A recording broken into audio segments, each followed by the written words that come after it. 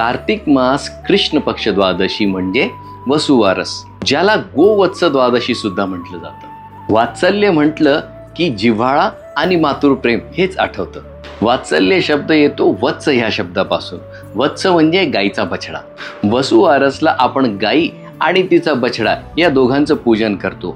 बछडा असल्यामुळेच गाईच्या स्तनाला दूध येतं, म्हणून ह्या दोघांचं ह्या दिवशी आपण कृतज्ञता व्यक्त करतो। शास्त्रामध्ये गाय असा एकमात्र प्राणी आहे जिच्या देहातनं येणाऱ्या सगळ्या गोष्टी आपल्याला जीवन उपयोगी आहे। जसं दूध असेल, जसं गोबर असेल, आणि इतकंच नव्हे तर आपल्या कल्याणासाठी तिने 33 कोटीच्या देवतांना आपल्या देहात धारण करून ठेवलं आहे, जेणेकरून आपल्याला इकडे तिकडे जाण्याची गरज नाही। तर अशा वसुवारसला ज्या घरांमध्ये संतान नाही त्यांनी जर गाई आणि तिच्या बछड्याचं जर पूजन केलं तर निश्चित रूपाने त्यांना संतती सुख प्राप्त होतं। हरे कृष्ण।